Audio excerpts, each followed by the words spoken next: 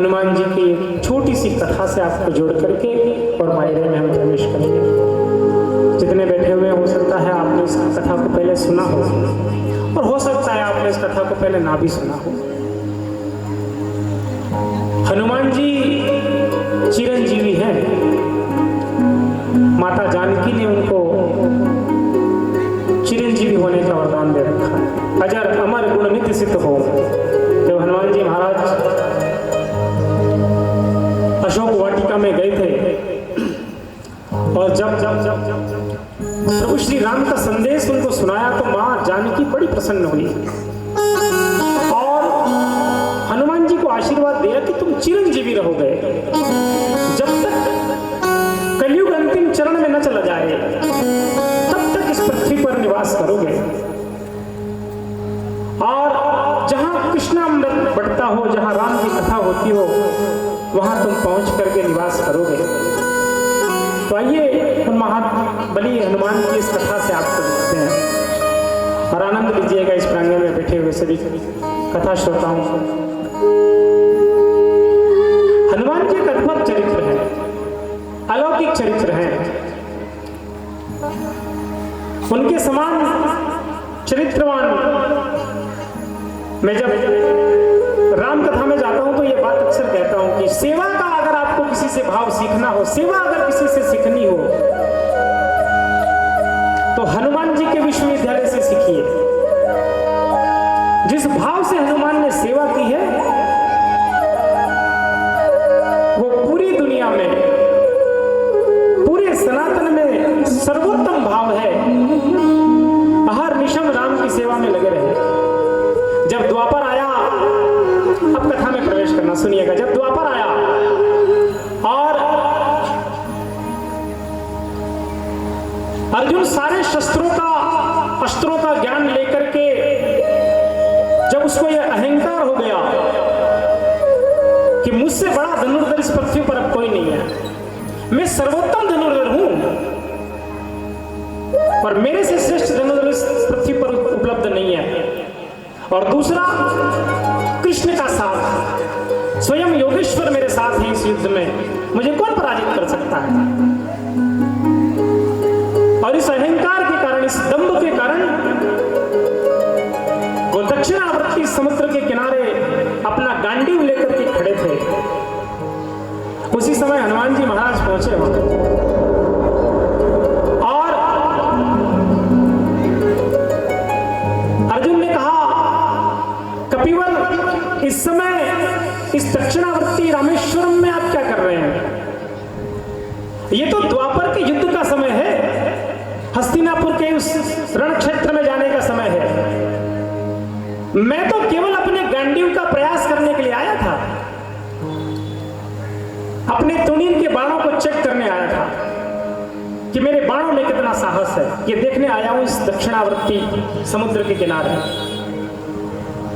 तो हनुमान जी ने कहा, मैं भी इसी क्षेत्र से निकल रहा था, देखा कि वासुदेव कृष्ण का इष्ट मित्र, उनका सखा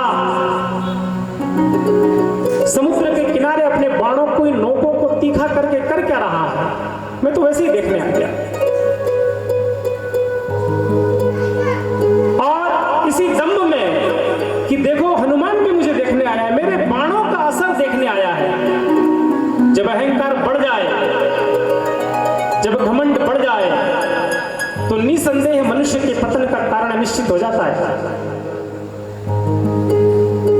तो साधारण कपि समझा हनुमान जी को, महाराज को साधारण वानर है। उन्होंने कहा, अच्छा मेरे बाणों का प्रहार देखना चाहते हो, मेरी क्षमताओं को देखना चाहते हो? हनुमान जी ने कहा, निसंदेह है, तुम दुनिया के सर्वश्रेष्ठ धनुर्धर हो, तो दिखाओ तुम्हारे बाणों का प्रहार। अर्जुन ने कहा, बताओ क्या करना है, क्या चाहते हो तुम, और अगर तुम नहीं दिखा सकते तो फिर हम बताते हैं। हनुमान जी ने कहा, भगवान आप ही बता दीजिए, मैं तो साधारण वानर हूं, अधम कुल में उत्पन्न हुआ हूं, तुम सखा कृष्ण के साथ खड़े रहते हो, बताओ तुम क्या कर सकते हो। अर्जुन ने अहंकार में भर करके कहा, सुना है ये राम सेतु तुम जैसे वानरों ने बनाया है।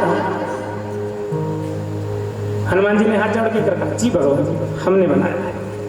हम जैसे छोटे मोटे वानरों ने पत्थर जोड़ करके वृक्षों लताओं से बांध करके समुद्र पर पुल बांधा है 100 योजन लंका तक पहुंचने के लिए।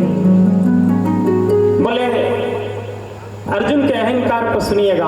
उसने कहा, तुम जैसे वानरों ने ये पुल बांध दिया। सतयुग में, त्रेता में अगर मैं होता तो मैं अपने बाणों से इस पुल को बांध देता, तुम्हारी तो आवश्यकता ही नहीं पड़ने देता। राम के साथ अगर मैं होता तो तुम्हारी तो जरूरत ही नहीं होती, मैं अपने बाणों से निकाल करके इस पुल को बांध देता। हनुमान जी ने कहा, अब ठीक ठीक पहुंचा है, अब इसको उत्तर देना चाहिए। उन्होंने कहा, अच्छा तो एक काम करो, अभी भी क्या बिगड़ा है, बांध दो। और देखना चाहता हूं दुनिया का श्रेष्ठतम धनुर्धर कैसे इस 100 योजन पुल पर अपने बाणों से पुल बांधता है।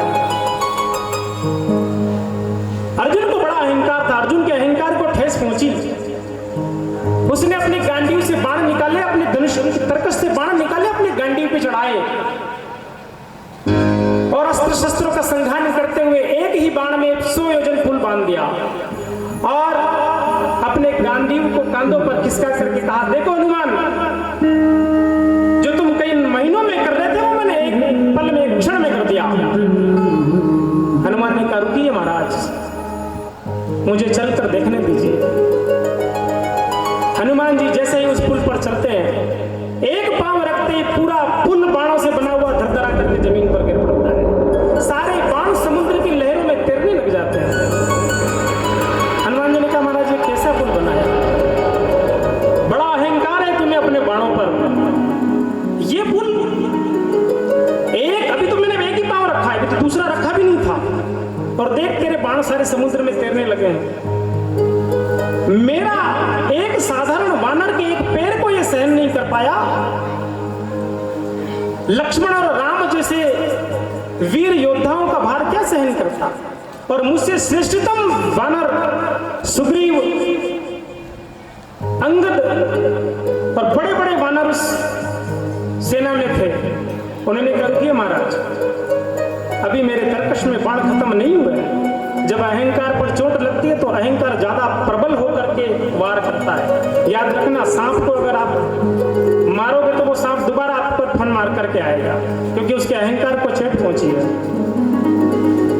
अर्जुन ने कहा, अर्जुन ने फिर से अपने तरकश से बाण निकाले और एक बार पुनः अस्त्र शस्त्रों का संघान करके एक और बार पुल बनाया। और उन्होंने कहा, हनुमान जी महाराज अब चलो। हनुमान जी फिर आगे बढ़े, एक पांव रखा और पूरा के पूरा पुल भरभरा करके गिर गया। उन्होंने कहा, बस हो गई अर्जुन, हो गई तसल्ली।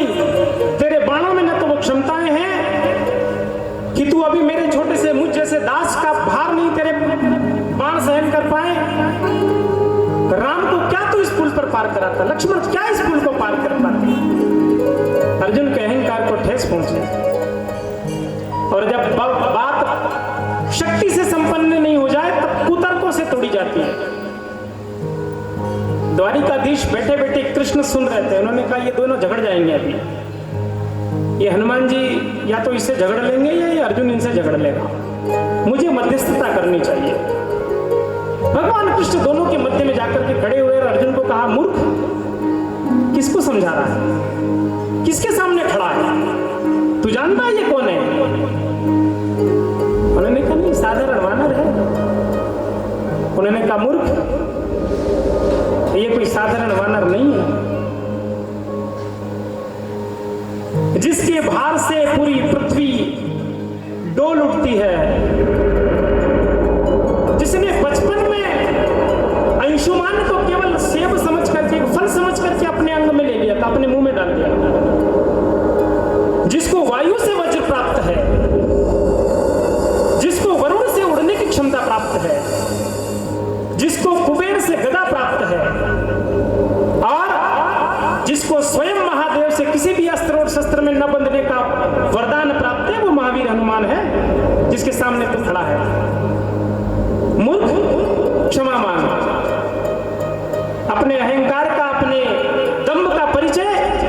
किसी श्रेष्ठ व्यक्ति पर नहीं दिया करते। अर्जुन अपना गांडीव गिरा करके हनुमान जी के चरणों में गिरता है, कहता है मुझे क्षमा कर दीजिए भगवान, मुझसे अपराध हुआ।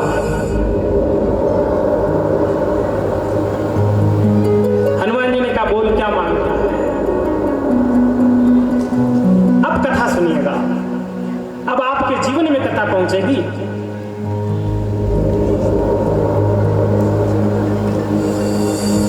अर्जुन ने भगवान कृष्ण से निवेदन किया कि भगवान आप ही बताओ इनका क्या उपयोग किया जाए, क्योंकि बहुत जल्दी युद्ध शुरू होने वाला है और इस जैसे व्यक्ति की हमको बहुत जरूरत पड़ेगी। तो भगवान कृष्ण ने कहा देख सारथी तो मैं हो गया हूं, तो ये सारथी तो बन नहीं पाएगा। भगवान कृष्ण ने कहा कि तू और कोई वरदान मांग ले इनसे। अर्जुन ने कहा भगवान एक निवेदन है, जिस रथ पर मैं बैठूं उसकी रथ की ध्वजा में आप विराजमान रहे। और हनुमान जी ने वरदान दिया कि हे अर्जुन जब तक तुम इस रथ पर बैठ करके युद्ध करोगे,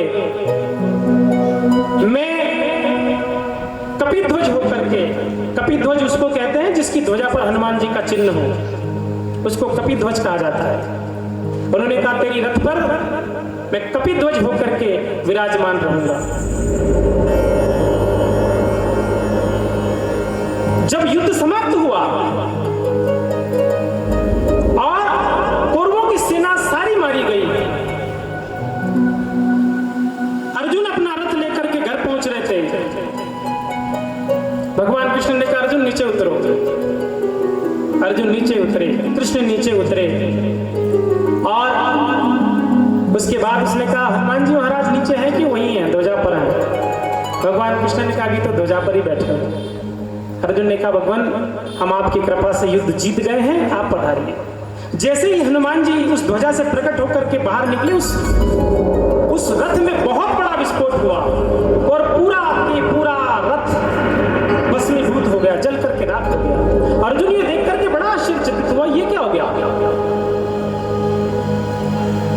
भगवान कृष्ण ने कहा कि ये जो बैठा हुआ है ना, जिसको तू साधारण वानर समझ रहा था, इसको ब्रह्मा का वरदान मिला हुआ है। मारण, उच्चाटन, वशीकरण और दुनिया के किसी भी अस्त्र शस्त्र का प्रयोग जहां ये होगा वहां नहीं हो सकता।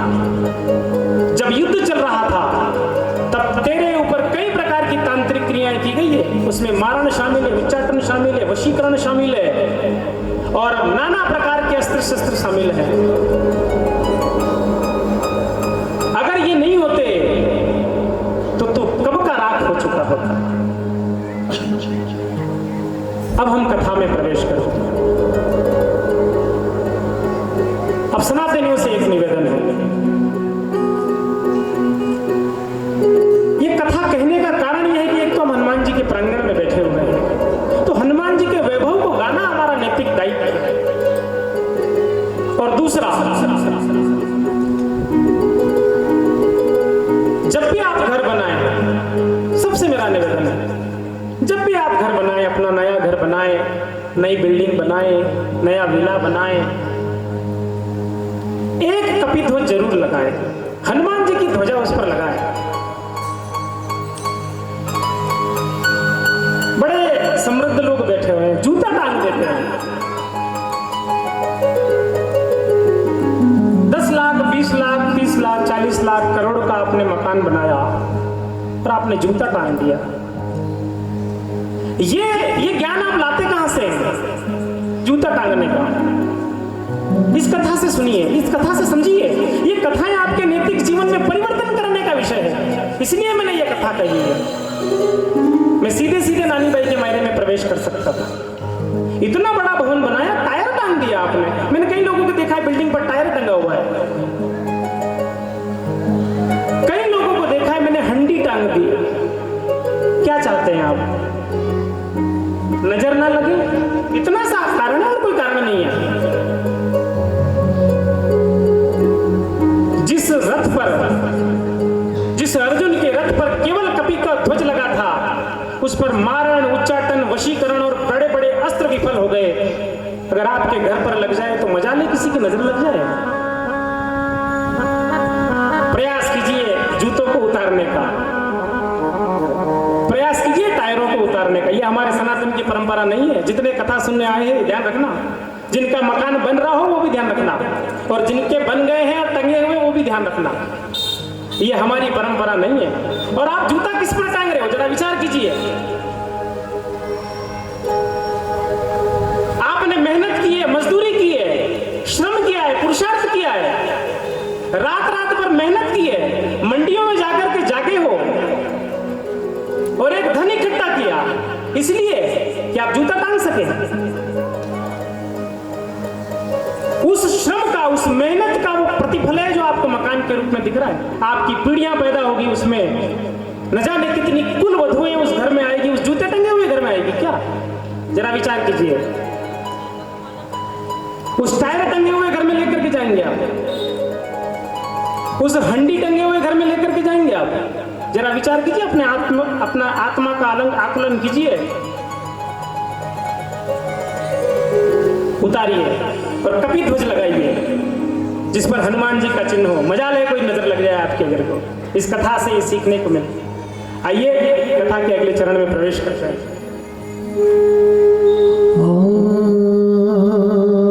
हनुमान जी महाराज का एक सुंदर भजन आपके बीच में, और उसके बाद हम कथा में प्रवेश करेंगे। जिनको आता है वो गाएं।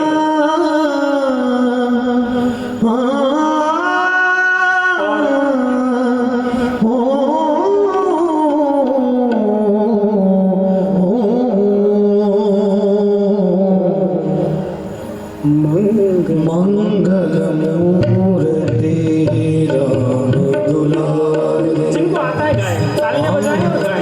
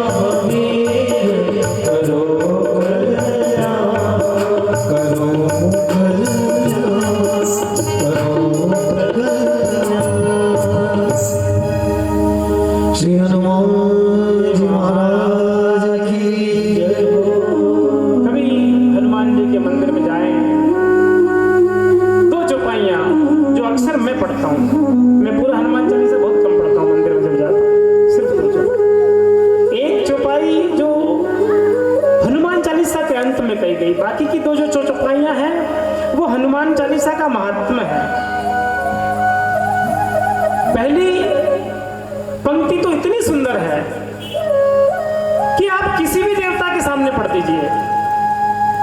हनुमान चालीसा की यूनिवर्सल चौपाई देके जा रहा हूं आपको इस खेड़ापति हनुमान मंदिर के प्रांगण से। किसी भी देवता के सामने जाकर के पढ़ दीजिए। पहली है दुर्गम काज जगत के जैते सुगम अनुग्रह तेरे। गणेश जी के सामने पढ़ दीजिए दुर्गम काज जगत के जैते सुगम अनुग्रह तेरे। तेरी कृपा से सब संभव है। कभी देवी के मंदिर में जाओ तो देवी के सामने हाथ जोड़ करके कह दो दुर्गम काज जगत के जैते सुगम अनुग्रह तेरे थे। हे माँ, तेरी कृपा से सब संभव है। दुनिया में जितने दुर्गम काम है, जितने कठिन काम है, सब तेरी कृपा से संभव है। कभी भगवान कृष्ण के मंदिर में पहुंचो तो हाथ जोड़ करके कह दो दुर्गम काज जगत के जैते सुगम अनुग्रह तुमरे थे। हे कृष्ण, तेरी कृपा से सब संभव है। दुनिया में जितने असंभव काम है, सब तेरी कृपा से संभव है।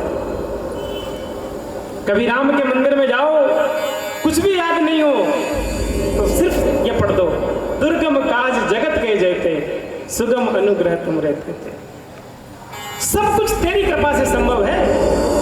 जो असंभव है राम तुम कर सकते हो।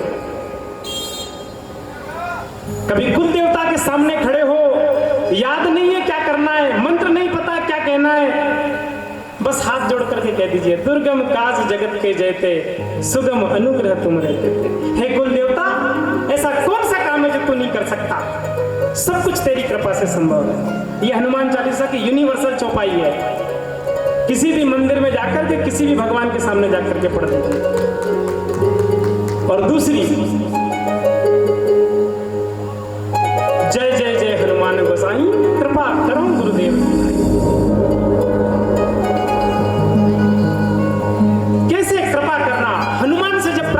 तुलसीदास ने तो कहा कि हे हनुमान, कृपा कर तो कैसी कर, किस तरह से कृपा कर, जैसे गुरु कृपा करता है। तुलसीदास ने नहीं कहा कि जय जय जय हनुमान गोसाई कृपा करो राम की नाई। उन्होंने कहा गुरु जैसे कृपा करता है वैसे कृपा कर। गुरु जब कृपा करता है तो बिना शर्त के कृपा करता है, कोई शर्त नहीं होती जब गुरु कृपा करता है। इसलिए हनुमान जी महाराज के सामने जब जाओ और प्रार्थना में कुछ नहीं याद हो तो इसलिए इतना कह देना कि हे महावीर, जय जय जय हनुमान गोसाई कृपा करो गुरुदेव की। जैसा मेरा गुरु कृपा करता है बस वैसी कृपा करना, सब कुछ संभव हो जाएगा। सिर्फ 2 चौपाई। आइए अब कथा में प्रवेश करें। कथा गुजरात के नरसिंह मेहता की यह कथा अब आपके बीच में हम लेकर के आते हैं। और एक ऐसी अद्भुत कथा है, अलौकिक कथा है, जिसमें आपके जीवन का आमूल परिवर्तन हो सकता है अगर इस कथा को आपने ध्यान से सुना। नरसिंह मेहता का जन्म हुआ, उनकी मां का नाम मानकी देवी था। बहुत छोटी अवस्था में जब नरसिंह मेहता का जन्म हुआ तो वो गूंगे पैदा हुए थे, वो बोल नहीं पाते थे, उनकी आवाज नहीं है। उनके बड़ा भाई सूबेदार था। उस समय मलेच्छों का शासन इस भारत में था, इस्लामिक शासन जिसको हम कहते हैं। और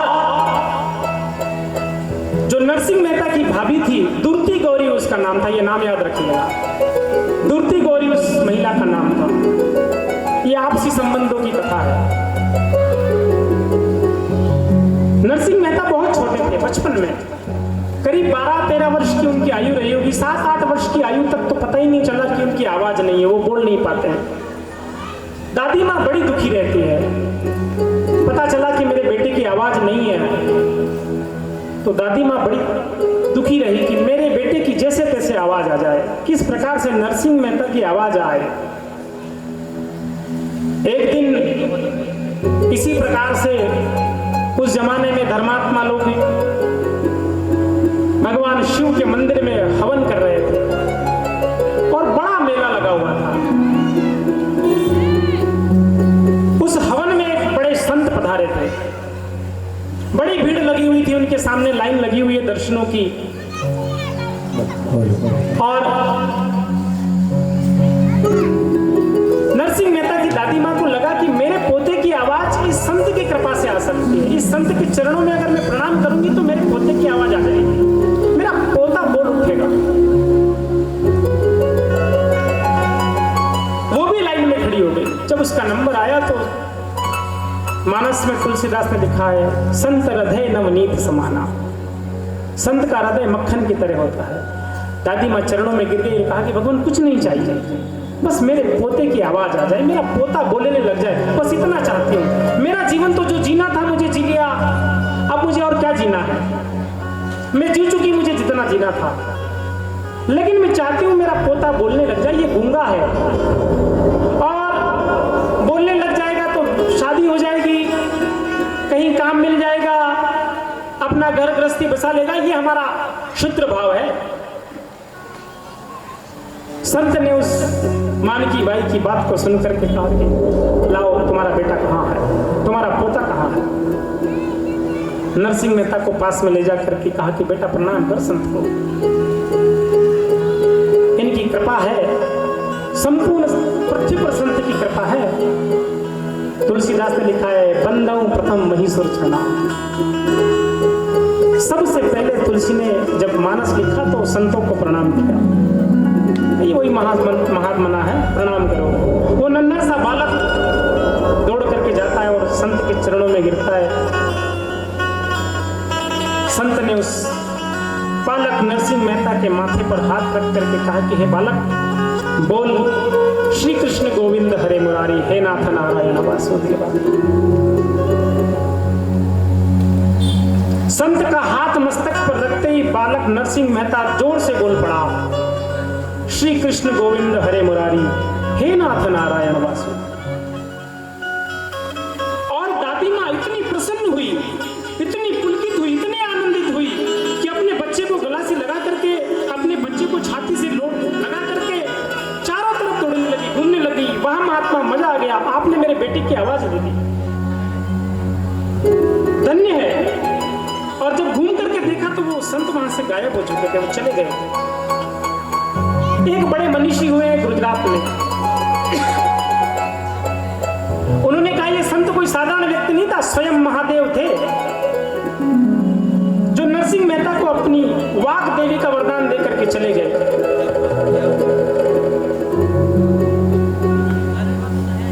जब दादी माँ अपने पोते को लेकर के हाथ पकड़ करके घर पहुंची और घर वालों को कहा कि बेटे की आवाज आ गई है, नरसिंह मेहता बोलने लगा है। और जब से नरसिंह मेहता बोले तब से वो कृष्ण भजनों में लग गए। कुछ दिनों तक कृष्ण भजन चलते रहे। जब 12 वर्ष की आयु हुई तो नरसिंह मेहता का विवाह हुआ। उस समय बाल विवाह हो जाता था।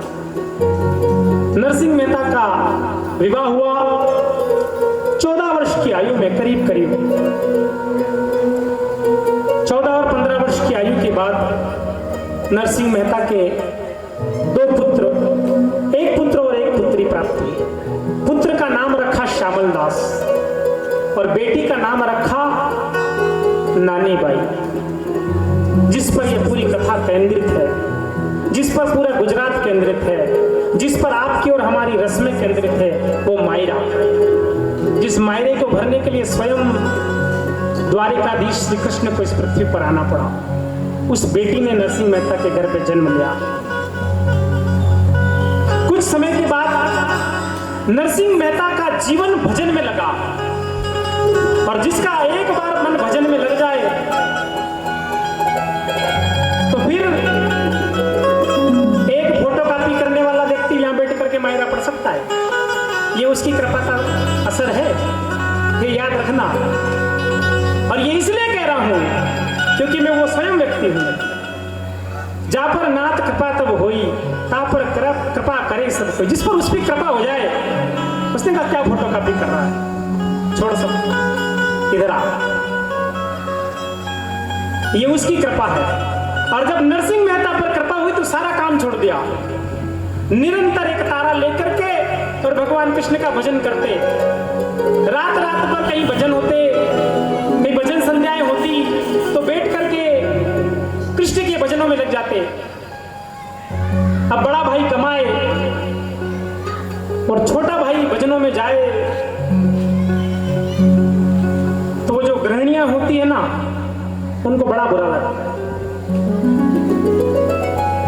बोले बड़ा भाई सूबेदार सुबह से शाम तक नौकरी करता है, तनख्वाह मिलती है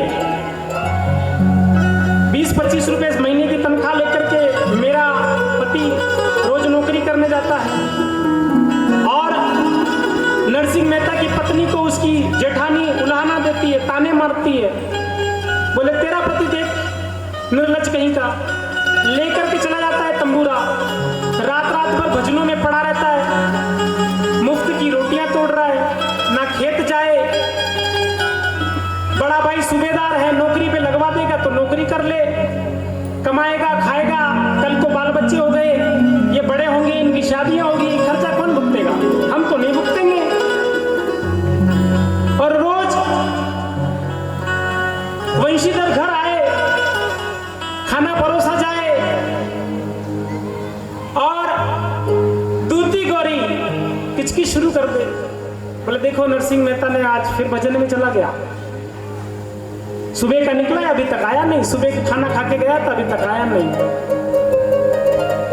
काम धंधा कुछ करता नहीं है, 20-25 रुपए मिलते हैं, बच्चों की स्कूल की फीस हो जाती है,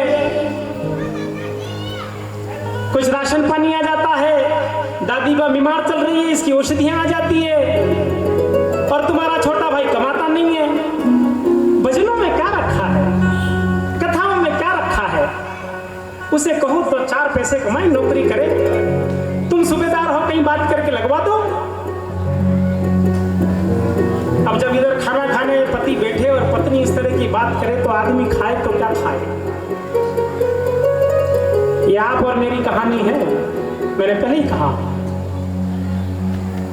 आदमी माथा ठोक ले कि हे भगवान, बाजार में 50 तरह के लोग मिलते हैं, माता खाते हैं, शाम को घर जाकर के जब अन्न सामने आए तो ये माता खाती है। जब बोले तुम्हारे भाई को समझा लो, इधर ये डोकरी माँ कुछ नहीं करने देती, इधर ये नरसिंह मेहता के दोनों छोरे माता खाते हैं, ये छाती कुटा खत्म ही नहीं हो रहा है, इसको खत्म कीजिए, इसको कहीं काम पे लगवाओ या काम पे जाए। नरसिंह मेहता के बड़े भाई वंशीधर ने कहा ठीक है देवी, अभी चैन से खाना खा लूं, कल बात करता हूं। अपने सामंत से फेंक करके नरसिंह मेहता को काम पर लगवाया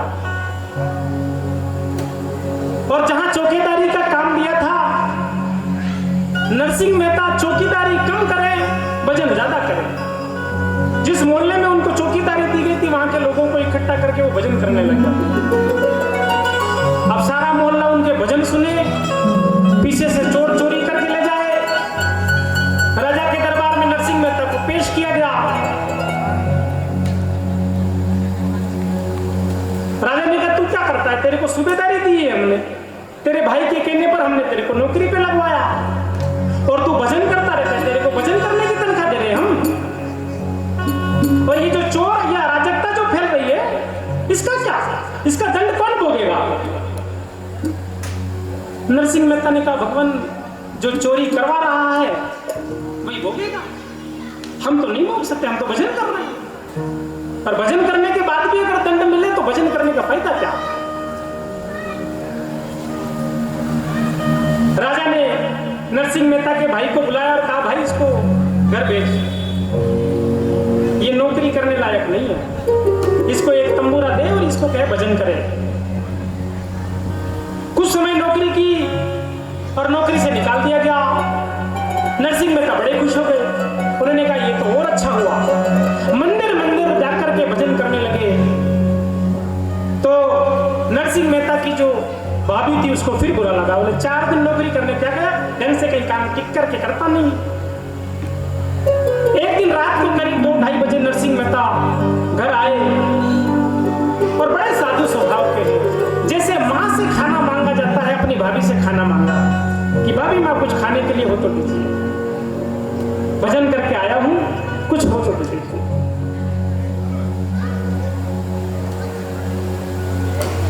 दूती गौरी ने कहा तेरे बाप के नौकर नहीं है, तू ब्याह करके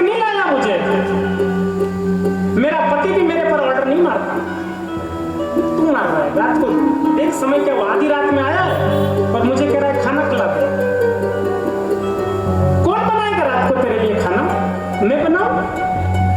पत्नी तेरी मायके में बैठी हुई है तेरे भजनों की वजह से, दोनों बच्चे मेरे छाती पे छोड़ करके चली गई, और तू रात को 1:30 बजे आकर के कह रहा है कि खाना बना दे। मुझसे नहीं होता। अपने ये ताल तबूरे उठा, अपने दोनों बच्चों को ले और निकल जाए यहाँ से, और जो तेरे को खाना था वहां खाना। आज से ये घर तेरा नहीं है। नरसिंह मेहता को जब ये शब्द कहे गए तो हर इच्छा प्रबल, नरसिंह मेहता के जीवन का रूपांतरण यहां से शुरू होता है। जब कोई स्त्री ताना मार दे तो समझना, अगर उस ताने की चोट आपके हृदय तक पहुंची तो समझना आपके जीवन में परिवर्तन शुरू हो गया। रावण को मंदोदरी ने चोट मारी, जीवन परिवर्तित हो गया। विभीषण की पत्नी ने विभीषण को ताना मारा, जीवन परिवर्तित हो गया। सुग्रीव की पत्नी ने सुग्रीव को ताना मारा, जीवन परिवर्तित हो गया। द्रौपदी ने युधिष्ठिर को ताना मारा, जीवन परिवर्तित हो गया। उस ताने को परमात्मा की कृपा समझ करके नरसिंह मेहता स्वीकार कर लेता, ठीक है आज अभी इसी क्षण में छोड़ करके जा रहा हूं। एक दिन एक मंदिर की सराय में, एक मंदिर के प्रांगण में रात गुजारी और पत्नी को खबर दी कि अपन बेघर हो गए, चल आ, तेरे दोनों बच्चे मेरे पास है। दूरती गौरी ने, मेरी भाभी ने और मेरे भाई वंशीधर ने मुझे घर से बाहर कर दिया है, अब कहीं नया ठिकाना ढूंढ के आ। एक दिन तो मैं मंदिर में गुजारता हूं, एक दिन नरसिंह मेहता, 2 दिन 3 दिन, 1 सप्ताह तक उस मंदिर में नरसिंह मेहता रात गुजारते हैं। और उनकी पत्नी अपना सारा सामान जहां अपनी दादी माँ के घर छोड़ करके पति के साथ मंदिर में आ जाती है। जहां पति है वहीं जीवन का स्वर्ग है। ये बड़ी मिथ्या सनातन में एक परंपरा हम लोगों ने चला दी है। कुछ पश्चिमी विचारधारा के लोग इस बात पर बहस करते हैं कि पत्नी को दास भाव से रखा गया है सनातन में। ऐसा नहीं है, पत्नी दास भाव नहीं है। पत्नी मनुष्य का आधा अंग होती है, अर्धांगिनी कहा गया उसे। वो एक पुरुष का आधा अंग है। पत्नी लौट करके आई और कहा कि चलो भगवान, आपको गांव में रहना मुश्किल है, कहीं चलते हैं, किसी सराय में जीवन गुजारते हैं 2-4 दिन। एक पत्नी की पीड़ा सुनिएगा। बड़ा भजन गायक नरसिंह मेहता, पूरे चारों ओर ख्याति। पत्नी ने कहा आपका भाई सूबेदार है, तनख्वाह मिलती है सैनिक दल में, और आप बड़े भजन गायक, बड़े कथावाचक, कृष्ण भजनों से लोगों को आकर्षित करते हैं। दादी माँ का दादी माँ की बड़ी ख्याति है, दादी माँ का बड़ा नाम। नरसिंह मेहता एक सराय में रुकेगा? नरसिंह मेहता का जवाब सुनिए, एक संत का जवाब सुनिए। जब आदमी विरक्त हो जाए, संसार से मन उठ जाए, उब जाए, तब उसके भाव बदलते, तब उसके शब्द भी बदल जाते हैं। नरसिंह मेहता अपनी पत्नी को समझाते हुए कहते हैं कि बेटा, और ये जो छोटी बेटी है इनको समझा, मुझे मत समझा। तुझे क्या लगता है? नरसिंह मेहता का उत्तर सुनिए, मगर तुझे क्या लगता है? ये दुनिया तेरी अपनी है, तुझे क्या लगता है जिस जगह तू खड़ी है वो तेरा अपना है? जिस घर में तू रह रही थी क्या वो तेरा अपना था? ना ये धरती तेरी है, ना ये संसार तेरा है, ना वो घर तेरा था। सब सराया है, सब धर्मशाला है। क्या आवश्यकता है? चल धर्मशाला में रुका जाए, धर्मशाला में रुकेंगे। पर नरसिंह मेहता कुछ समय तक धर्मशाला में रुक करके, और एक दिन जंगल में जाकर के भगवान शिव के सामने बड़े पीड़ित हुए, बड़े परेशान हुए और लोगों ने इतना विरोध किया। एक कथा आपको कह देता हूं, याद रखना जितने लोग बैठे हैं, जब आपका विरोध शुरू हो जाए तो समझना आपकी ख्याति का विस्तार होने लगा है। गांव के सारे लोग नरसिंह मेहता के खिलाफ खड़े हैं। जिस मंदिर में रहते थे वहां से भगा दिया, जिस सराय में रह रहे थे उस सराय से भगा दिया। तो वो एक जंगल में जाकर के एक मंदिर में जाकर के ठहरे। वो भगवान शिव का मंदिर था और 7 दिन तक बिना खाए बिना पिए भूखे प्यासे उस शिवलिंग को पकड़ करके प्रार्थना करते रहे। भगवान शंकर से निरंतर प्रार्थना करते रहे कि हे महादेव मुझ पर कृपा कर, क्या अपराध किया है मैंने? कृष्ण भजन करके कोई अपराध कर दिया? मेरे बच्चे भूखे हैं, मेरी पत्नी भूखी है, एक पतिव्रता स्त्री भूखे मर रही है और मैं दिन रात तुझे गा करके तेरे भजनों को गा करके जीवन यापन कर रहा हूं। कृपा कर मुझ पर थोड़ी दया दृष्टि डाल। और उस प्रार्थना को आप तक पहुंचाने का प्रयास करता हूं। जिसको आता है वो गाए, मैं फिर कह रहा हूं, जिसको भजन आता है वो गाए। भगवान शिव के सामने नरसिंह मेहता अपनी प्रार्थना को रखते, अपने भाव को रखते हैं कि हे भगवान शिव मुझ पर कृपा कर। जिसको आता है वो इस भजन को जरूर गाए। और उसके बाद हम कथा के अंतिम पड़ाव में प्रवेश करेंगे। शिव का एक सुंदर भजन है। उसके बाद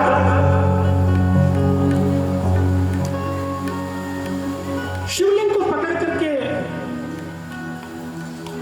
भगवान शिव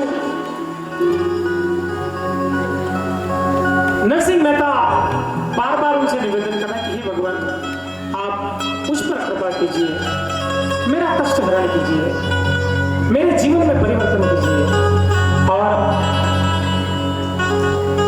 महादेव शंकर जग से पूरी दुनिया से मेरा पूरी बड़े सीधे